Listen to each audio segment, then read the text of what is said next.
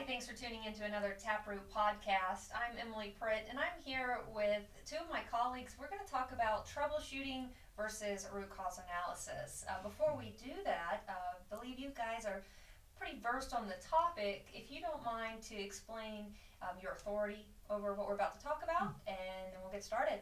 Sure. Ken? Yeah, so I've got quite a bit of experience on quite a bit of different types of equipment. I'm a former Navy submarine guy, and back in the engine room, so you get an opportunity to play with all kinds of stuff back there. So you see everything from small pumps up to very large pieces of equipment. So after 21 years, you get kind of a good feel for how that all works. Excellent. Yep, and also guilty submariner. I was an officer, and so I didn't get to do any real work, but a lot of hands in the management side of it, how to plan all the maintenance and how to make sure all the integrations with the other divisions and safety of ship, operations of ship, a little bit more of the oversight side. So. And then Justin's been diving in. He's pretty much in charge of the entire Equifactor portion here at TapRooT. So he's got that what he's going to be doing here is really looking at how the whole Equifactor system fits in here. Excellent. All right, well, thank you for those introductions, Ken and Justin. Now let's talk about the definition of troubleshooting. Oh man, where do you even start with that? Yeah, what is troubleshooting? Ken, you want to give that a shot? Yeah. So troubleshooting has a lot of different connotations for different people. You won't find, I guess the Webster's will probably have a definition for what troubleshooting is, but what we're specifically looking at is equipment and on how to figure out why a piece of equipment either does or doesn't work right. And when usually it's applied when something breaks and we decide we are going to find the reason it's not working, and that's troubleshooting. And it's in most cases it's limited to that for most companies. They limit it to why isn't it working, what piece of the equipment isn't working right, and then let's think about how to replace and fix that piece of that missing piece, that broken piece. So that's in most places that's what troubleshooting is for most people. I think. For me, if there's equipment I'm using, office equipment, there's some diagnostic modules, some little screen I'm following along with. Could be. Yeah, all the OBD diagnostics for your car, that type of thing. Yep. So traditional troubleshooting is something we're talking about, and how that is typically carried out.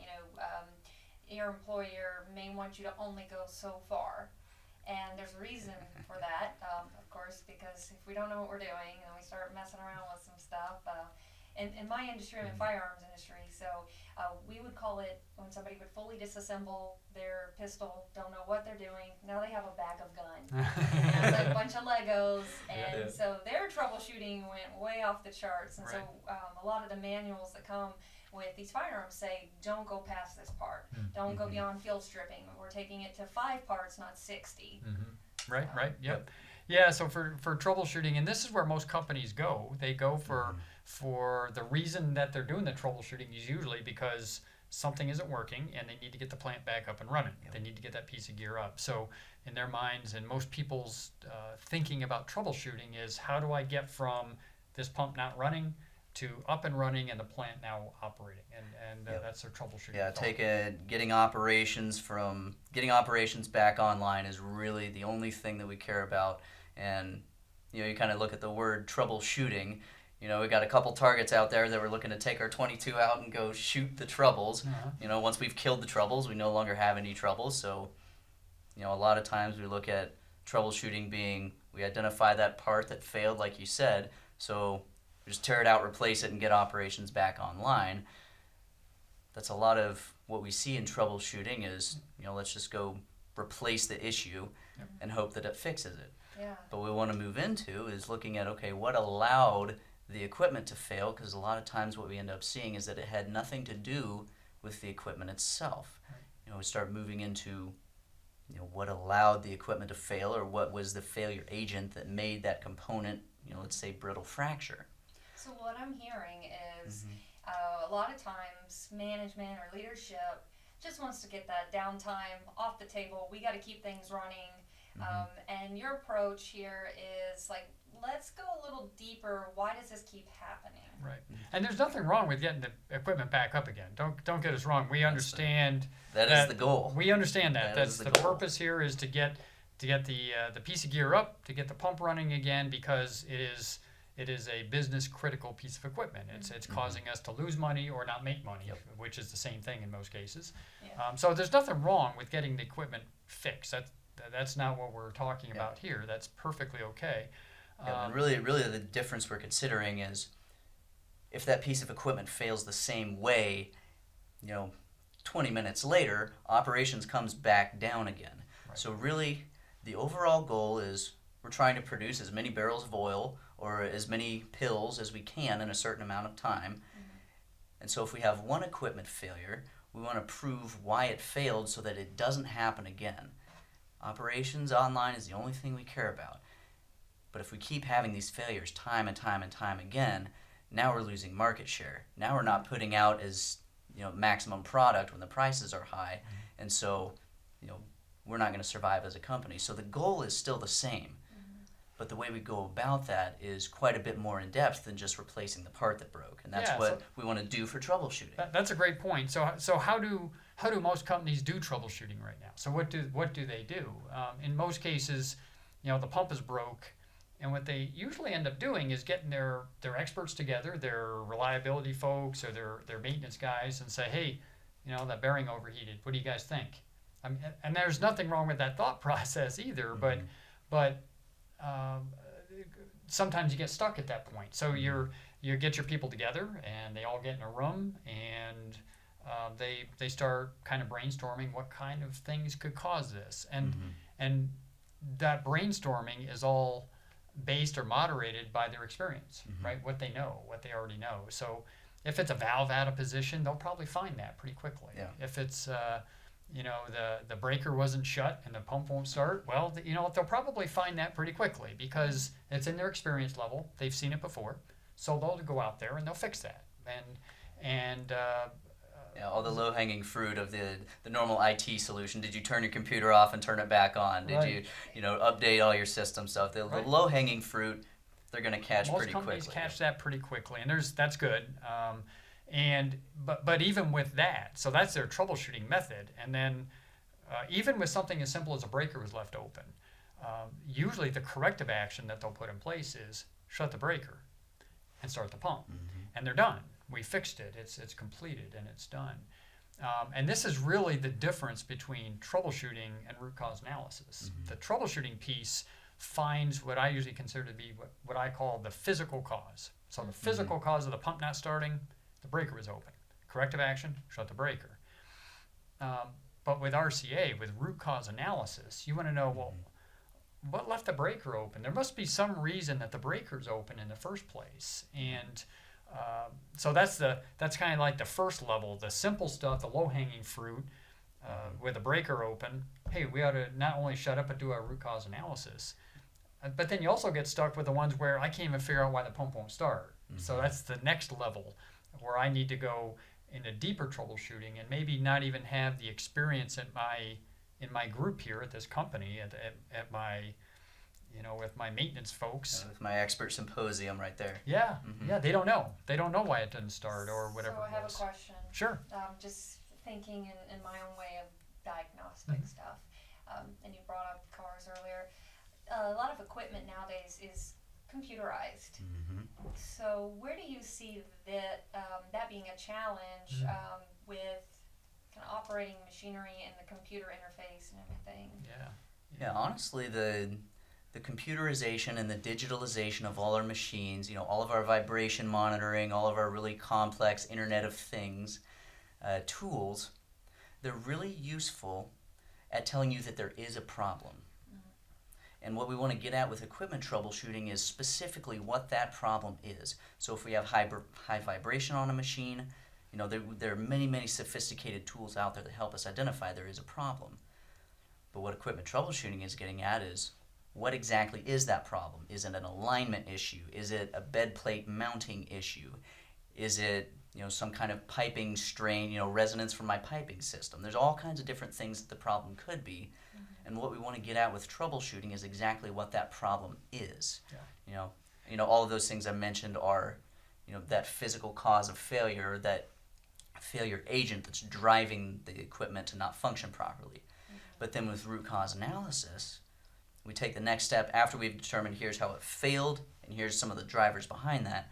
Root cause analysis is, okay, so we have our piping strain or our resonance that caused the equipment to fail. What allowed that piping strain to exist? What allowed, our humans to leave our breaker open? Because there was probably one point where somebody was supposed to go shut a breaker or install the piping mount. And if it was done improperly, then there's many other questions we want to ask about what allowed it to get to that point. Because people make mistakes. They certainly Yes. do. And even with the, like you were mentioning with the software, that's just, well, I consider the software just to be a new mode of failure. It used to be that we had a limited types of lubricant that you could put in a bearing. Yeah. Well, we've really come a long way with bearing lubrication. So a lot of those kind of problems have gone away or are different than they used to be.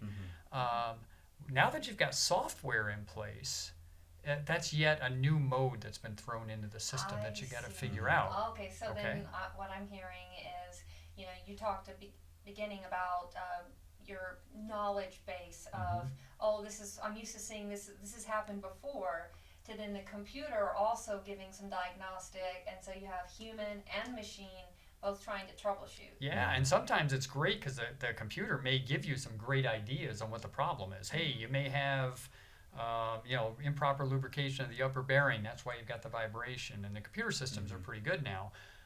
But now I have another failure mode thrown in because the computer could be wrong.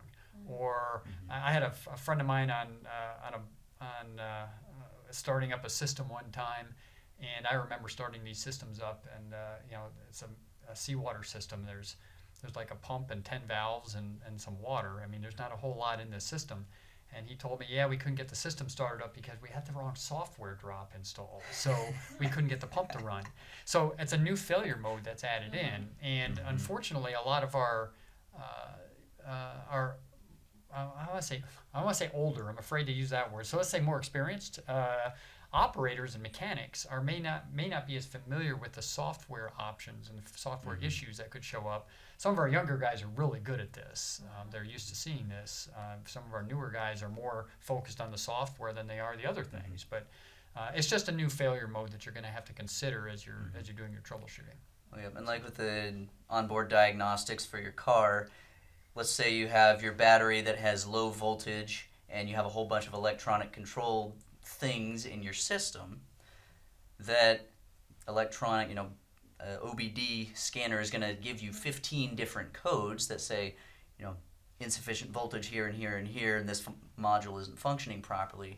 There's so much information there that, do I actually have 15 different failures in my system? No, there's only one thing going on there. My battery voltage is low, but it has. But the software doesn't know what to do with that, right? Yep. And the software can't really tell me. That's probably one of the items in the list, low battery voltage, but it gives me all of this other information that doesn't really drive me to look at battery unless I know that's exactly where I need to go. So these are some of the weaknesses that we have in our traditional troubleshooting systems. Is that they're limited to our investigators, our mechanics' knowledge. They only know to look for what they know out there. The systems are becoming both simpler and more complex. You know what I mean? The systems don't have as many mechanical things that can go sometimes, but now I've got computer stuff that you had mentioned that can go in there and cause issues. So our experience level with computer systems is now required to go in there. We may have new pieces of equipment that we're not familiar with. So our troubleshooting systems are only based on what I've already troubleshot in the past, and it may not know about this new equipment. Our troubleshooting systems and our manuals are really good at troubleshooting the pump, but they're not necessarily very good at troubleshooting how the pump works in the system. I'm already overwhelmed. So, right. So all of these are kind of limitations on traditional troubleshooting methods. So those are some of the problems that we see with how troubleshooting is being done at many companies because they just don't have, well, these areas that we just mentioned are some of the limitations that they've got. One of the military ways of thinking is, if you have a problem, you better have a solution. Mm-hmm. So That's I right. think I want to hear about some solutions. Yeah. What do you guys have? Yeah. Yep. So one of the bases of Ecofactor is that if I have all my equipment experts together around my pumps, and let's say I have 1,000 pumps of the same type at my facility. If I have a pump failure and they all sit down to do their troubleshooting and their brainstorming session, they're all going to ask pretty much the same questions every single time. There's only so many ways that this pump can be failing. And we kind of go through those low-hanging fruit, and then we start moving kind of higher, hanging fruit, the harder to reach stuff. But really at the end of it, there's only so many ways that this pump is going to fail. There's only so many possible causes for each of those symptoms that we're going to see. And, we're not exactly in a stress-free environment. If I'm running a refinery, I'm losing $300,000 a day when my operations are down, so we got to get this thing back up and running. Yeah. So what we want to do is give experts, instead of just putting them in front of a blank whiteboard, give them a list of all the questions that they're always going to ask for every centrifugal pump failure. So what symptom are we seeing? Maybe I have a mechanical seal issue. Well, there's all kinds of questions we want to ask. Do I have grit in my system that's chewing up my mechanical seal? What's my barrier fluid doing? Did I install the right piece of equipment? All these things You know to ask this stuff. I don't know Yeah. to ask that That's stuff. right. Yeah, exactly. So, experts, they're all going to ask these questions. Mm-hmm. And that's a really, really good point. What happens if all of my experts just retired and I have new recruits that don't know the difference between a pump and a compressor? If I've captured all those questions that you're going to ask for every centrifugal pump, no matter what, now I can hand that to my new guy, and he can start asking, did I do my valve lineup? Do I have all kinds of did I install the right one? And now I can start doing that same thing like we did with the pistol disassembly for my, trainees. You can troubleshoot up to this point, don't go any farther, bring in the expert. You can kind of start to structure it so that you give them the nice sandbox to play in of what questions can I ask, what can I do, rather than, immediately if this thing fails, I have to hire in the software expert. Right, and So- also knowing where to start because, Yes. and back to firearms, it's, we're not even going to jump to field stripping. You're going to do these other things first. So there is a succession and order of operations, if That's you right. will. And that's the advantage of using the Ecofactor tables, is it gives you these questions that really help you prioritize and figure out what kinds of things I should be looking for. So that's the advantage of the Ecofactor tables in there. And it sounds very similar to my familiarization with the root cause tree and kind of going through yes and no questions and Yeah. following along in a systematic order. Yeah, so let's go a little deeper into that too. So let's say that we've used these tables. It's very systematic. Hey, could it be this? Could it be this? Our guys go out there and troubleshoot, and we find, I don't know, the bearing failed because we used the wrong grease. We use the wrong lubricant. Unfortunately, that still stops us at the wrong place. We're still in kind of the traditional troubleshooting mindset here, is that the answer is, well, we used the wrong lubricant. So corrective action, tell the guy to use the right lubricant next time, Put a right? sign on there. Use that Yeah. one. Okay. Smack the mechanic on the hand, move That's on right. with your life, we fixed the problem. That's Until right. it pops up again. That's right, until it pops up again, because we didn't finish up with the rest of our troubleshooting, which from our perspective is where RCA cuts in. This is where root cause analysis now starts, because we can't just stop at the physical cause of the problem, wrong lubricant. We need to go figure out why this really smart mechanic used the wrong lubricant when he greased the bearing. So that is where root cause analysis comes in, and where human performance-based root cause analysis can be used even for equipment troubleshooting. Well, so this makes me think about something we've talked about on human performance. So my brain is thinking, okay, let's say that the grease, you have some numerical grease here in this one, but they're both in red tubes. Perfect example of that. That's a perfect example. So this guy, I'm sure, didn't come up and say, you know what, I think today I'm going to put the wrong grease in the pump. I think that's what I'm going to do. I'm going to screw up this bearing. He's a smart guy, and he tried to do the best he could, or she. And in this case, they grabbed the wrong lubricant. It could be the wrong, maybe the procedure specified the wrong one. Maybe this is the stuff we've always used and now it's the wrong stuff that we shouldn't be using that on this new piece of equipment. Maybe it's labeled wrong or in the wrong tube, so I don't recognize There it. could have been a light out. It could have been a light, where- couldn't see what he's doing properly. So all of these are the reasons that really smart people make errors. And we have found that probably 90% of equipment failures are actually human performance problems. Well, smart people and not smart people make errors. That's true. Yeah. Exactly. all do. Everybody makes errors, right? Yes. So you can't just stop and say, well, we used the wrong grease. Counsel the mechanic on the importance of using the right grease during bearing installation. Well, no kidding. That mechanic knows that. What we need to understand is that for those 90% of human performance failures, we need to figure out what that human performance failure was. And that's where the rest of the TapRooT system would fit in, where real root cause analysis will get you huge gains in the future. Because, yeah, I'm sure that I fixed that bearing, I put the right grease in it, but how do I know tomorrow another guy's going to put the right grease in that bearing, right? So you mentioned Equifactor and tables. Can you elaborate for those that aren't aware what that is, where that's come from, why that's important? Yeah, so like you said, it's kind of we're always going to ask the same questions for a particular piece of equipment, and so we want to gather all those questions and put them together. Well, as it turns out, back in the 1990s, we partnered with Heinz Block, one of the really world-class troubleshooting experts.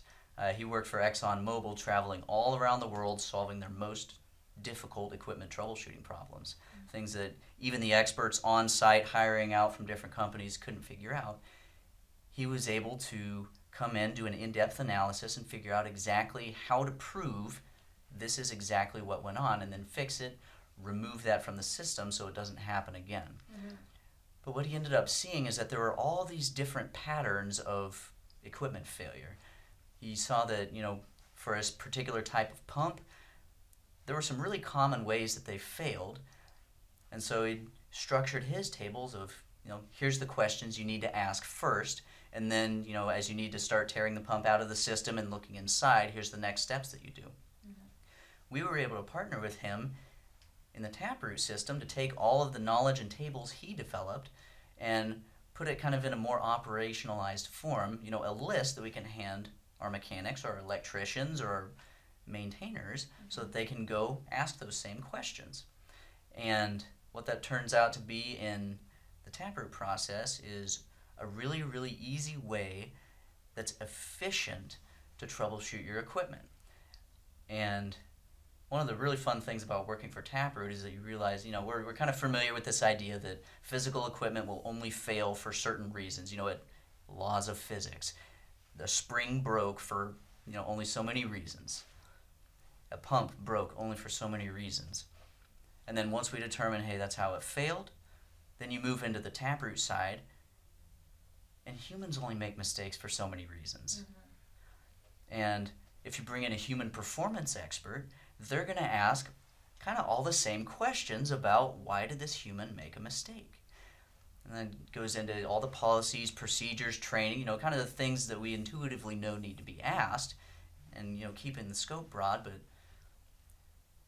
humans are kind of like equipment. They're only going to make mistakes for certain reasons, and we can prove exactly what they are, and we don't just have to counsel them and fire them and retrain everybody unless we find that that's an actual issue. Okay, that actually makes a lot of sense. Thinking about the reasons why we make mistakes. We're tired. We're all that stuff. All that stuff fits in.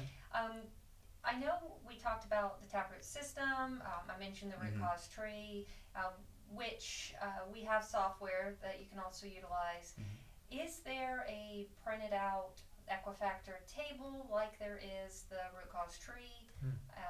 What does that look like for somebody who's interested in what we're discussing? Yeah, so during our courses, we have an Equifactor book. It's a hardcover book, and it's got all the same tables in it that the software has. So if you don't have software, hey, you can still use the Equifactor tables for that, and it's all available. It's also available.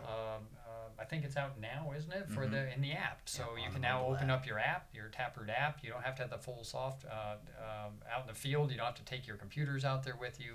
You can open up the TapRooT app, and it's got the Equifactor tables built into that also. So not only do you have in the software, not only do you have a hard copy, but you can pop it out on your phone if you want to and go take a look at these troubleshooting tables. So companies that already have licenses to use the TapRooT software, the Equifactor component is already in there? Certainly is, yeah. The only difference is it's already built in. It's all available for them to use. During our normal TapRooT training, we don't go over Equifactor in a lot of detail because it's really a very specialized piece. It's a piece that's really only for mechanics and maintenance reliability folks. So we don't teach that in detail during our normal TapRooT courses. So while those tables are available to them, we don't normally teach how to use them, and we do that during our Equifactor courses. And you mentioned it's available, it's in the software, it's already there. Yep. Is this something where it's a module, we need to upgrade our software, pay extra? Nope, it's all built in. It's already there. All part of the package. Yeah, kind of trying to remove the human error portion of it. We only want to have to involve legal as much as possible, as little as possible. Because that takes a lot of work to update a license or, manage modules. And so making it all inclusive, unlimited, everything, you can't really get too much easier than that. Yeah, it's very easy. Right? Yeah. All right. The only thing they'll need is that extra training Yes. to use the system. That leads to my next question. So, whether somebody has software already or not, if they're interested in utilizing the equipment, troubleshooting, the Equifactor tables, and all that kind of stuff, the first step is to contact someone. Would that be info at TapRooT? Would that be their strategic advisor? Who do they need to talk to first? Yes to all of those. Okay, Yeah, reach out to any of them. anybody. Yep, All anybody right. here will get you to the right place. So if you're not sure who to talk to, info at taproot.com will get you to the right place. If you already are in contact with somebody at your company is already in contact with one of us here, we can get you to the right place. So whoever you get a hold of will get you to the right place. And then the training options, because that's going to be the next thing. We need to show you how to use this. That could be, correct me if I'm wrong, that could be a virtual training, that could be an on-site, let me come to your facility and show you, or get you into a course, a public course that explains the specific component of Equifactor. Is that right? Exactly. Yep. And we even have developed a specific Equifactor course for everybody that's going to be doing equipment troubleshooting. So you can come learn all those tools, tips, and tricks available within Equifactor, because it's, you need the troubleshooting and then the root cause analysis. It's an evidence gathering tool for all the root cause analysis. So it's an information gathering tool. That's why the app is just completely included. That's another evidence gathering tool, so that we can go out and, how did the equipment fail, or what was the conditions around the environment as it was all going on. Did we have a giant storm on our oil rig going on at the time, and that's why we couldn't read the label or something like that. So all the different ways to gather evidence for root cause analysis. But at the very end of things, if you go to taproot.com, you can't go wrong. Everything's right there, easy to use. So you'll be able to get to courses, you'll be able to get to the information, all the Equifactor stuff, root cause analysis, interviewing and evidence collection. Anything you can think about that might help with a root cause analysis investigation, anything to investigate an accident, we got something for it on taproot.com. Awesome. Well, thank you too for being here today, talking about all of this. Is there anything else you want to say to our listeners, our audience? I don't think so. I think I'd just like people to keep in mind that the progression of how a troubleshooting exercise should work is that you're gathering data.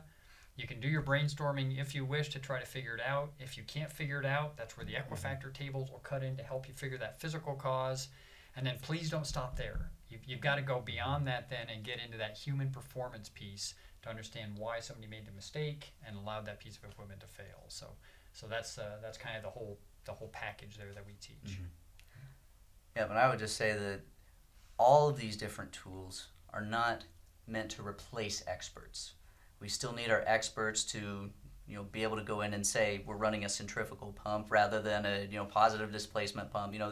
we need our experts to be able to answer these questions. Whatever you just said, Yep. yes. They're tools to help both experts and non-experts get to the same answers in a really structured way that at the end of the day gets operations back up and running in the most reliable way. That's great. All right. Well, we will have more episodes of our TapRooT podcast, and if you want to follow along, of course, we're on all the major platforms for podcasts and on social media. Thanks for watching, and we'll see you next time.